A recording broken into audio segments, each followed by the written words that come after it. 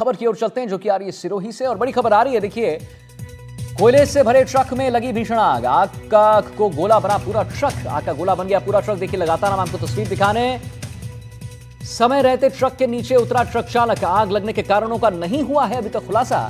1 घंटे की मशक्कत के बाद आग पर काबू पाया गया है। तो सिरोही से बड़ी खबर, कोयले से भरे ट्रक में लगी है भीषण आग। आग को जो है अभी काबू पाने की कोशिश लगातार जारी है। आग का गोला बन गया पूरा ट्रक। समय रहते ट्रक से नीचे उतरा ट्रक चालक। आग लगने के कारणों का नहीं हुआ खुलासा। 1 घंटे की कड़ी मशक्कत के बाद आग पर काबू पा लिया गया है। तो कोयले से भरे ट्रक में अज्ञात कारणों से लग गई आग। धुधु कर जला ट्रक। आबू रोड रिको थाना क्षेत्र के नेशनल हाईवे पर देर रात को पालनपुर से आबू रोड की ओर जा रहे ट्रक में अचानक से आग लग गई, जिसमें ट्रक जो है धू कर जल गया। हानिमत रही देखिए कि ट्रक चालक जो है वो ट्रक से उतर गया, जानमाल की हानि नहीं हुई। आबू रोड रिको थानाधिकारी लक्ष्मण सिंह ने बताया कि शनिवार देर रात गुजरात के कांडला से कोयले से भरे जो है निजी सीमेंट इकाई में जा रहा था, तभी आबू रोड से पहले चंद्रावती के पासवर्ड नेशनल हाईवे पर ट्रक में अज्ञात कारणों से धुआं उठने लगा। कोमल हमारे साथ फोन लाइन पर जुड़ गए, इसी खबर पर और जानकारी देंगे। कोमल, कैसे आग लगी, इसके बारे में सबसे पहले हमारे दर्शकों को बताइए, क्या रीजन क्या था इस आग लगने का? देखिए आदित्य, ये देर रात की घटना है और कोयले से भरा हुआ ट्रक गुजरात की तरफ से आकर सिरोही की तरफ जा रहा था। और यहाँ पे जैसे ही गुजरात और राजस्थान का बॉर्डर आता है ये उसके बाद रिको क्षेत्र पहला ही पड़ता है जो जब राजस्थान में प्रवेश करते हैं, वहीं पे अचानक आग लगी थी ट्रक में। एक मिडनाइट की घटना है और चालक ने सूझबूझ से गाड़ी को किनारे खड़ा कर दिया और उतर गया, तो जिसके वजह से मेन रोड पे भी नहीं रहा और किसी के जानहानि की नहीं। अभी ये नहीं पता पड़ पाया है कि आग कैसे लगी, लेकिन जहां तक उम्मीद जताई जा रही है कि शॉर्ट सर्किट से हो सकता है आग लगी हो और इसमें किसी तरह का नुकसान नहीं है। और पूरी जब तक 1 घंटे के जब तक काबू पाया जाता तब तक कोयला भरा था, तब कोयले से पूरा ट्रक जलकर खाक हो गया है आदित्य। और चालक का क्या कहना है कोमल जी इस पर? ट्रक चालक बच गया, गनीमत रही कि बच गया, उसका क्या कहना है? देखिए, वो उसको भी समझ में नहीं आ रहा कि आग कैसे लगी, क्योंकि अगर कुछ इस तरह की चीजें होती तो बता पाता। अब वो तो जांच के बाद मालूम पड़ेगा कि आग लगने का कारण क्या था, लेकिन एक बड़ा हादसा टल गया आदित्य। एक बड़ा हादसा हो गया है। चलिए, बहुत बहुत धन्यवाद करेंगे आपका कोमल, मैं महत्वपूर्ण जानकारी देने के लिए। अगली खबर की ओर चलते हैं। सीजफायर के बावजूद एयरपोर्ट्स बंद हैं। जी हां, जोधपुर, जैसलमेर और बीकानेर में एयरपोर्ट्स बंद हैं। सामान्य फ्लाइट्स के लिए एयरपोर्ट्स 15 तारीख तक बंद रहेगा, यानी आज 11 है, 12, 13, 14, 15। जैसलमेर जिले में आवाजाही सामान्य है। सीजफायर के बावजूद एयरपोर्ट्स बंद रखे गए हैं। जोधपुर, जैसलमेर और बीकानेर में एयरपोर्ट्स बंद रखे गए हैं। सामान्य फ्लाइट्स के लिए एयरपोर्ट 15 तारीख तक बंद रखे गए हैं। अगली खबर की ओर चलेंगे। धौलपुर से आ रही बड़ी खबर आ रही है। अवैध पशु तस्करी पर बड़ी कार्रवाई हुई है। 51 पशुओं को पुलिस ने मुक्त कराया है। नाकेबंदी के दौरान मनिया थाना पुलिस की कार्रवाई हुई। पुलिस ने 2 पशु तस्करों को गिरफ्तार किया। करौली से बड़ी खबर आ रही है। अवैध खनन के खिलाफ बड़ी कार्रवाई हुई है। सरसैनी और भैसैनी के पहाड़ों पर कार्रवाई देखने को मिली है। अवैध खनन में इस्तेमाल 16 ट्रैक्टर ट्रॉली जब्त किए गए हैं। 2 वाहन मालिकों को पुलिस ने गिरफ्तार जो है वो कर दिया है। तो अवैध खनन के खिलाफ बड़ी कार्रवाई।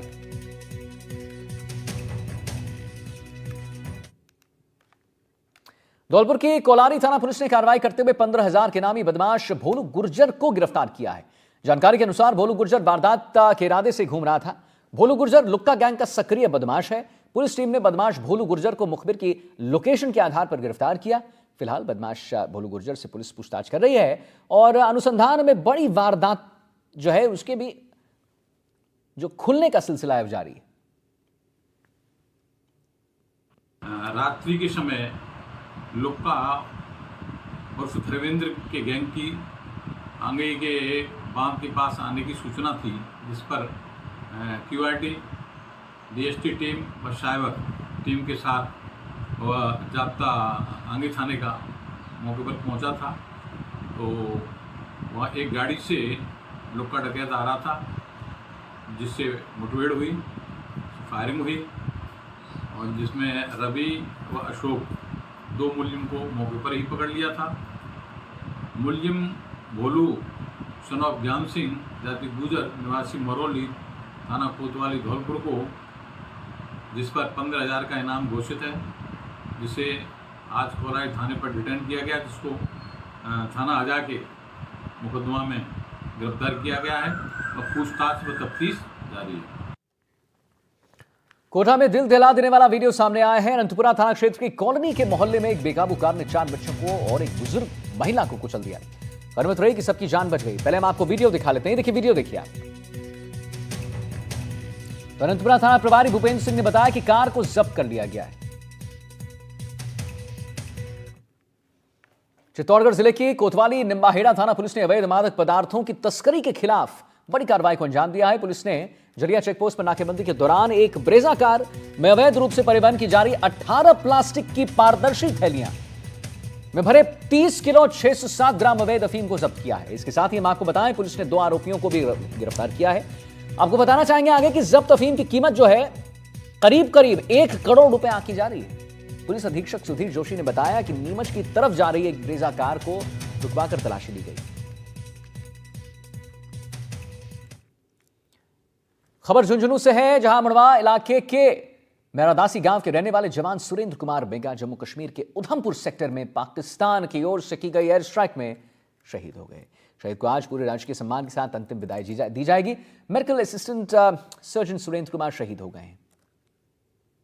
सूचना मिली है कि मंडावा तहसील में मेरादासी गांव है, वहाँ के सुरेंद्र कुमार जी 39 बिंग उधमपुर जम्मू कश्मीर में मेडिकल असिस्टेंट सार्जेंट थे और उनके शहीद होने की सूचना प्राप्त हुई है। मैं और एसपी अभी मौके पर जा रहे हैं और हम उनके परिवार को सांत्वना देंगे और जो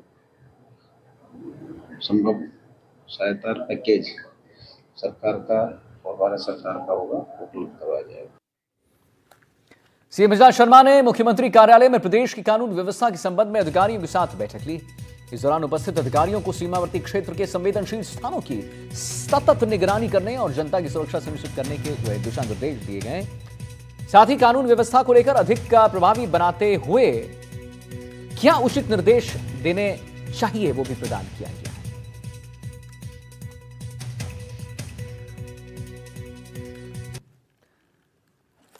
राष्ट्रीय प्रौद्योगिकी दिवस पर सीएम ने एक्स पर पोस्ट लिखा है। सीएम ने लिखा है कि missile man doctor APJ Abdul Kalam ji की कुशल नेतृत्व में पोखरण राजस्थान में भारत का परमाणु परीक्षण सफलतापूर्वक संपन्न हुआ था। इस ऐतिहासिक उपलब्धि ने भारत को परमाणु शक्ति संपन्न राष्ट्रों की श्रेणी में प्रतिष्ठित किया है। राष्ट्रीय प्रौद्योगिकी दिवस पर सीएम ने एक्स पर पोस्ट किया और सीएम ने लिखा है, जो हम आपको दिखा रहे हैं, उनका ट्वीट दिखा रहे हैं कि missile man doctor APJ Abdul Kalam ji के कुशल नेतृत्व में पोखरण राजस्थान में जो है भारत का वहां पर परमाणु परीक्षण सफलतापूर्वक संपन्न हुआ था। और आज मदर्स डे है। मातृ दिवस के अवसर पर सीएम हिमांता शर्मा ने एक्स पर पोस्ट लिखा और लिखा है कि मां का आशीर्वाद न केवल सुरक्षा कवच की भांति सदैव हमारी रक्षा करता है, बल्कि जीवन में आने वाली प्रत्येक चुनौतियों का सामना करने की शक्ति भी प्रदान करता है।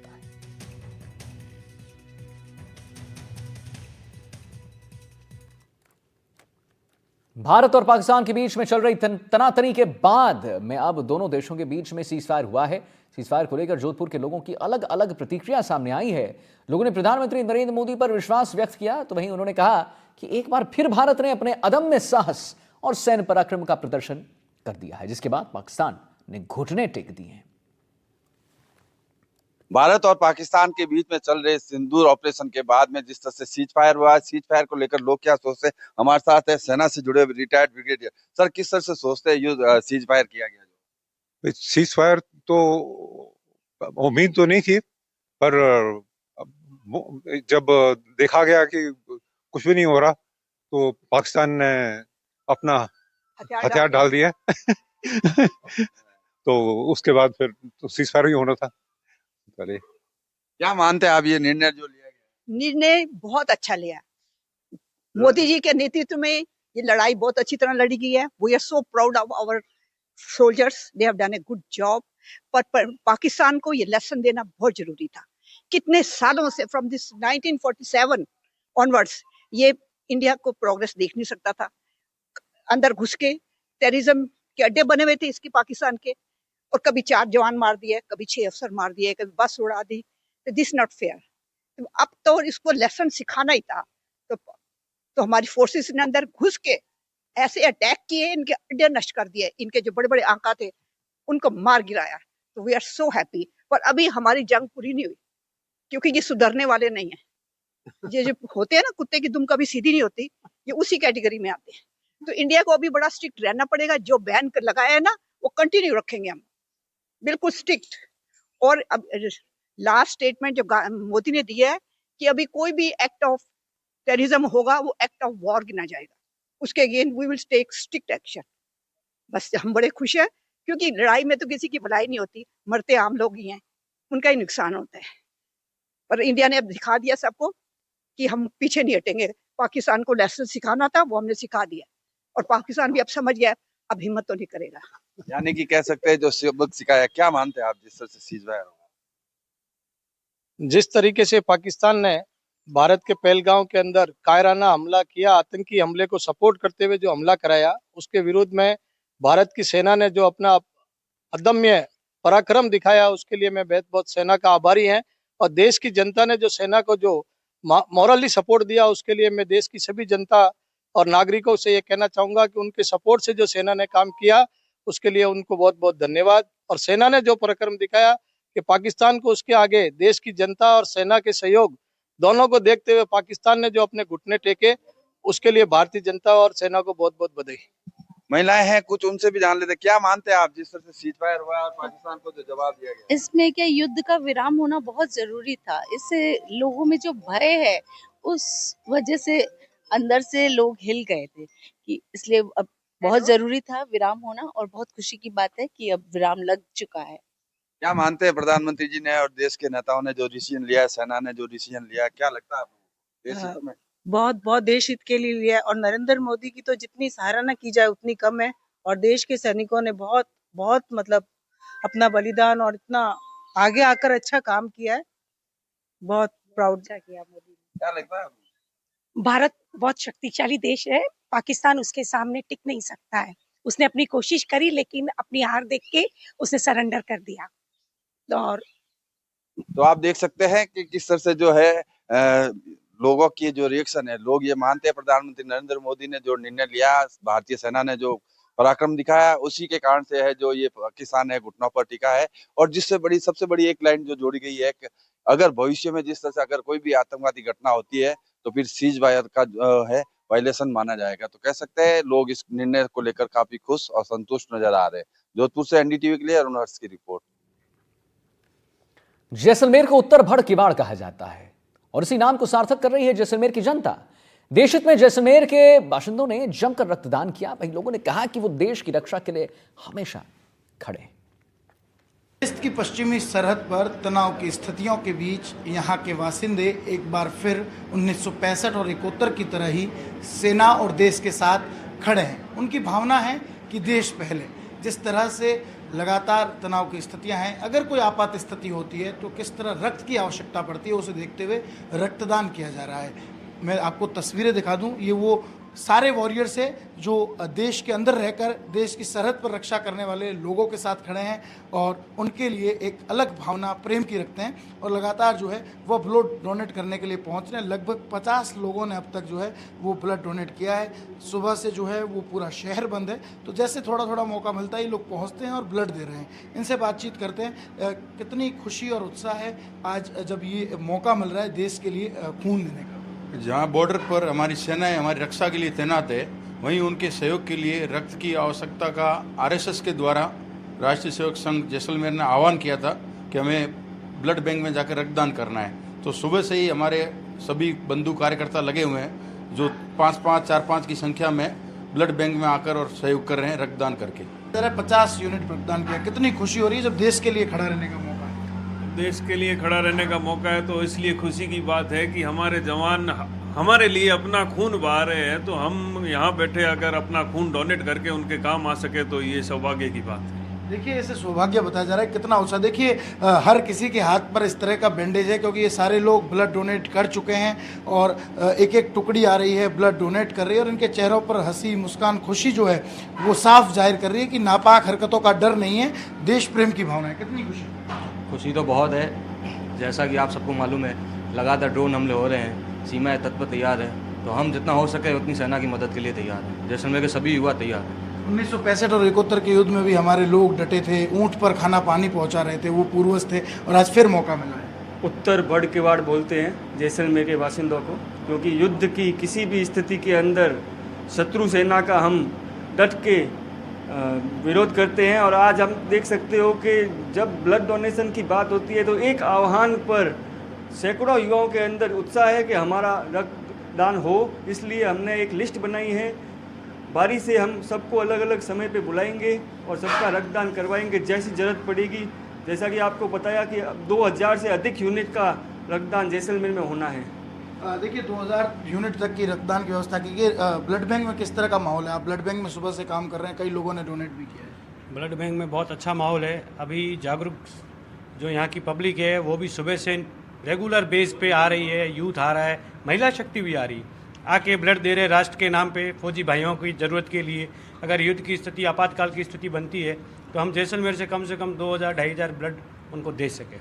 आप देखकर समझ ही चुके हैं कि देश प्रेम की भावना किस तरह की है, क्योंकि जिस तरह से बताया मुझे कि उत्तर भर किवाड़ कहते हैं जैसलमेर को, और यहाँ के लोग 1965 में सेना को रास्ता दिखाने के लिए अपने ऊँटों पर धौरों पर निकल चले थे, तो वैसे ही 1971 के युद्ध में जब जो है पानी और अनाज पहुँचाना था तो वो भी ऊँटों पर लांद कर गए थे। उन्होंने ये नहीं सोचा कि वहाँ गोलीबारी या बमबारी हो रही, उन्होंने ये सोचा कि हमारे जो सेना के जवान हैं, जो उनके भाई है, जो इस देश के लाल हैं, वो वहाँ खड़े हैं। तो देश प्रेम की भावना का जो संचार है वो देश की पश्चिमी सरहद से होते हुए पूरे देश भर में फैल रहा है। श्रीकांत व्यास, एनडीटीवी, जैसलमेर।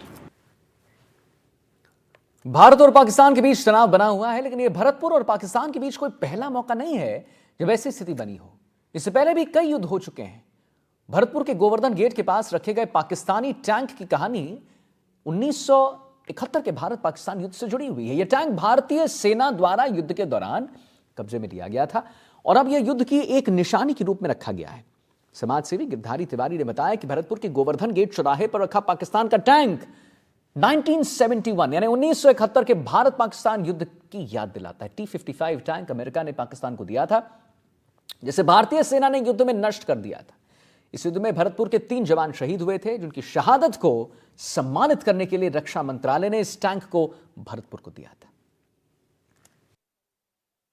इस टैंक का इतिहास यह है कि भारतीय सेना ने लगभग 90,000 पाकिस्तानी सैनिकों का मतलब आत्मसमर्पण कराया था। उनके तमाम टैंक नष्ट कर दिए थे। उनमें से एक टैंक ये है जो भरतपुर को मिला था, कि भरतपुर ने सजा करके रखा है उसको, कि भारतीय विजय का प्रतीक है।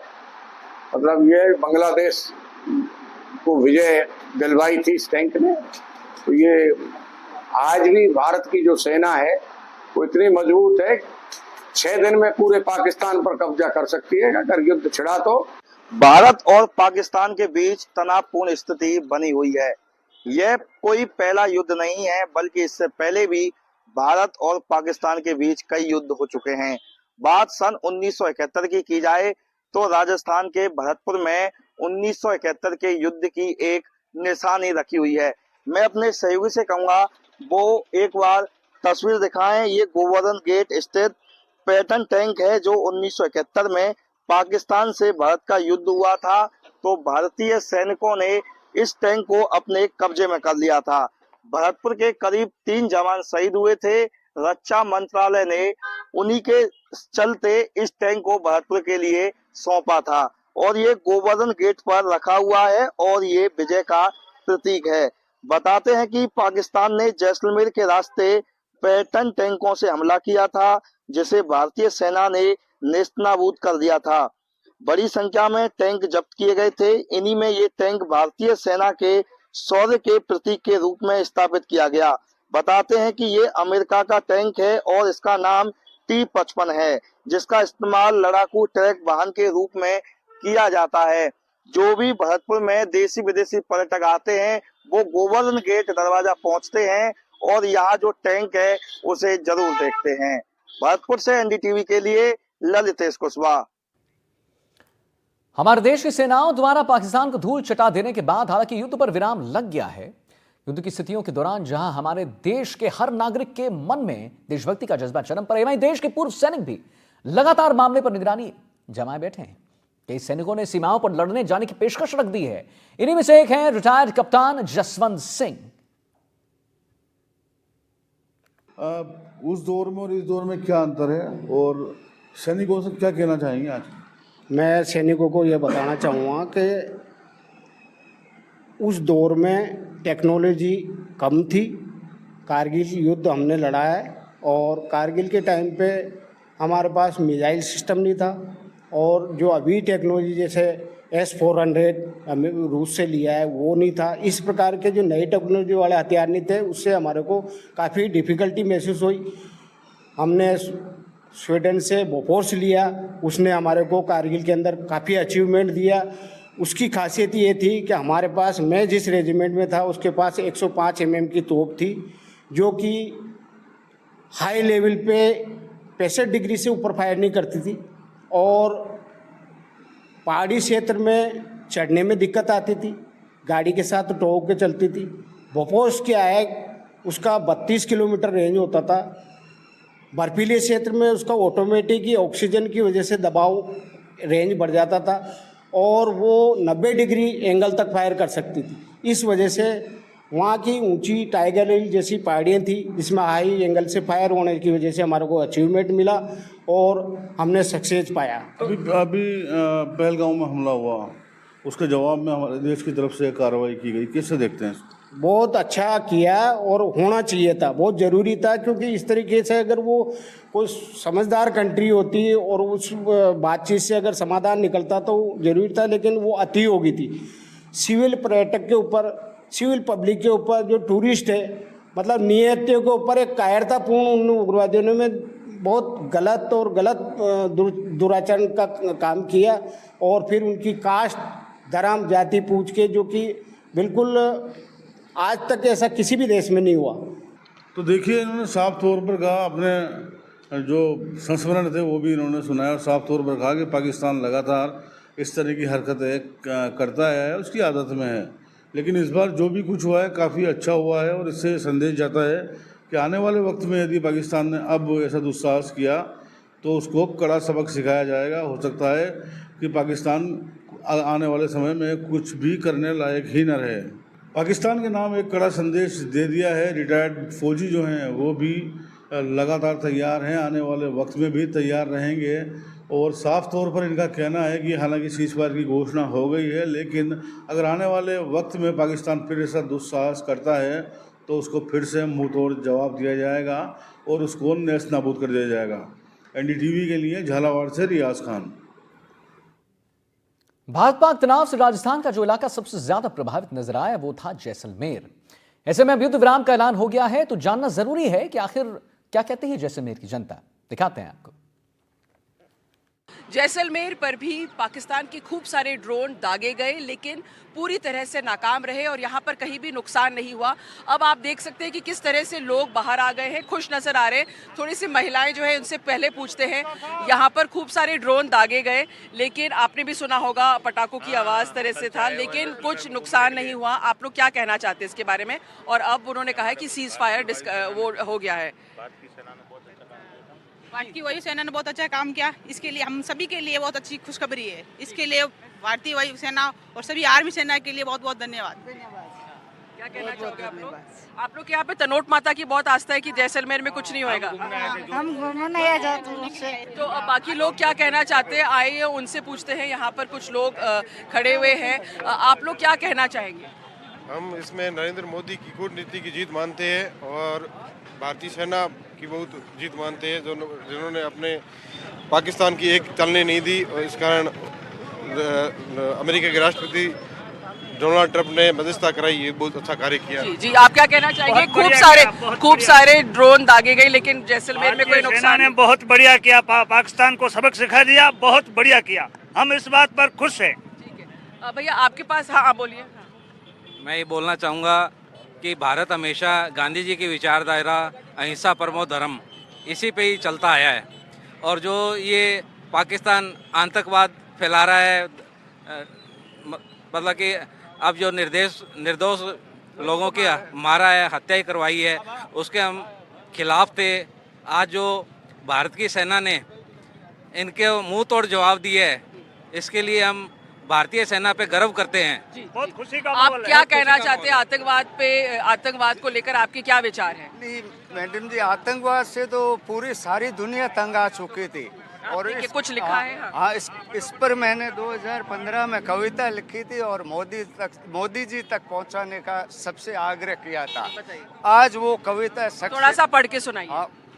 आतंकवाद से सारी दुनिया हो गई है तंग, आतंकवाद से सारी दुनिया हो गई है तंग, अपने देश की शांति नहीं होने देंगे हम भंग, हर हिंदुस्तानी भाई एकता से रहेंगे संग, मिलजुल कर आतंकवाद से करेंगे जंग, सहन कर लिए हमने बहुत गम, इस पवित्र धरती पर फोड़ने नहीं देंगे अब हम इनको बम, हिंदुस्तानियों में है बहुत दम, मिलजुल कर खत्म करके ही रहेंगे दम, क्योंकि हिंदुस्तानी नहीं है किसी से कम, हर हिंदुस्तानी भाई चढ़ा लो अपने सर पर देशभक्ति का रंग, आतंकवाद से सारी दुनिया हो गई है तंग, भारत माता की वंदे और बहुत बहुत शुक्रिया। तो आप देख रहे हैं तो यहाँ पर किस तरह से उन्होंने एक कविता लिखी है आतंकवाद के खिलाफ और यहाँ पर खुशी का माहौल है, जश्न का माहौल भी है और ये भी पूरा भरोसा है कि जो भारतीय सेना है वो हमेशा मजबूत है और उसने ही जो इतने सारे ड्रोन्स यहाँ पर दागे गए थे वेस्टर्न सेक्टर पे,